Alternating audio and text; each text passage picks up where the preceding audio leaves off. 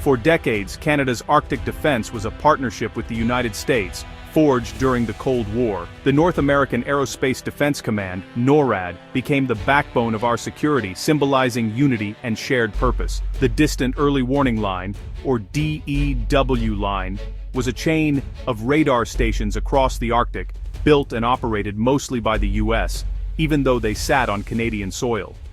In exchange for this protection, Canada ceded some control, trading a measure of sovereignty for security. This arrangement made sense in a world divided by the Cold War, where threats were clear and alliances strong. Our military exercises, intelligence and command structures were deeply integrated. When a threat appeared over the pole, Canadian and American generals saw the same data, made decisions together, often from a command center in Colorado. NATO relied on this tight bond to secure the Arctic as its northern flank, trusting the US and/or the US-Canada partnership to guard the gateway between oceans. But this model was built for a different era, one of predictable alliances and shared interests. The system worked because we trusted our closest ally to act in our best interest. This trust was the glue holding our joint defense together. For generations, few in Ottawa questioned this arrangement.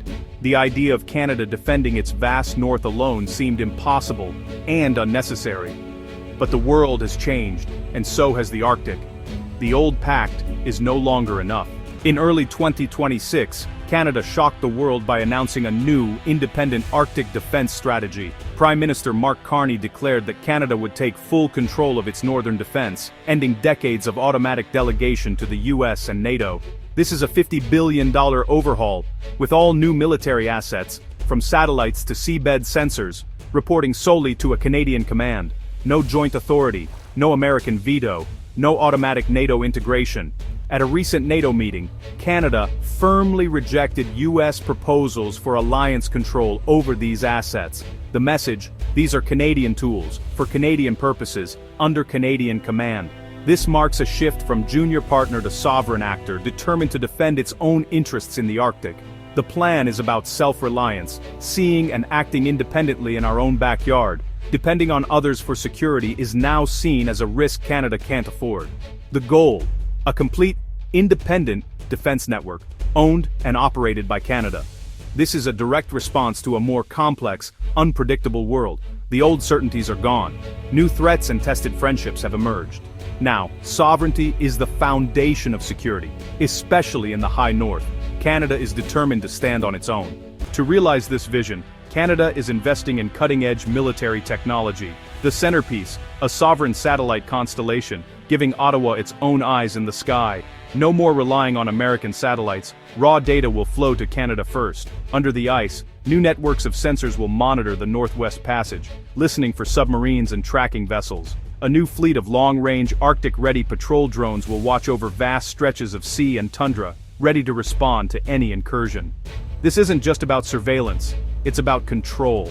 Detecting foreign vessels is the first step to enforcing our laws and protecting sovereignty.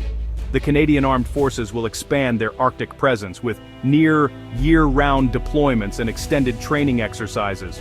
All these tools, satellites, drones, sensors, and expanded bases, create a layered defense system. The goal: total domain awareness from seabed to space, at all times. This comprehensive picture is a powerful deterrent. The message: the Canadian Arctic is no longer unguarded. It is monitored, patrolled, and defended. Canada's pivot to independent defense is rooted in years of tension and a reassessment of our US relationship. Unpredictable American politics, like the America First doctrine and trade disputes, shook Ottawa's trust. Tariffs on Canadian steel, labeled a security threat, struck at the heart of our partnership. The long-standing Northwest Passage dispute grew more urgent as melting ice opened new shipping routes. The US insists it's an international strait. Canada claims it as internal waters. With American reliability in question, Canada decided it could no longer depend on its neighbor for Arctic security. A new US strategy asserting a free hand in the Western Hemisphere was the final straw. The conclusion: to secure the North, Canada must stand alone.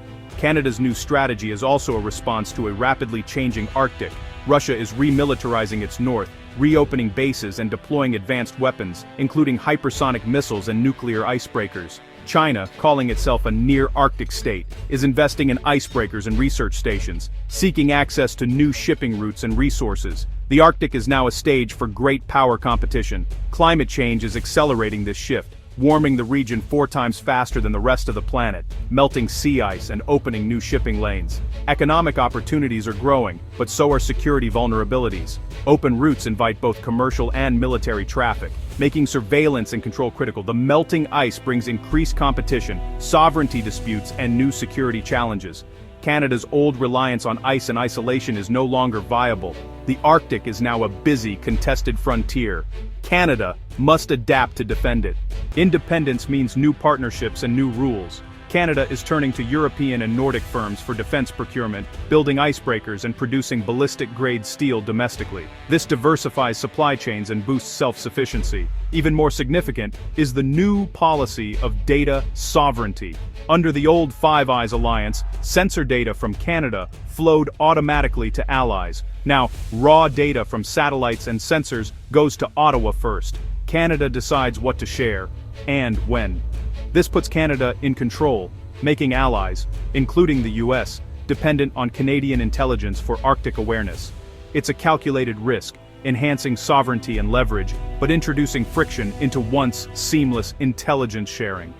Success depends on building a world-class intelligence apparatus and managing new dynamics with allies.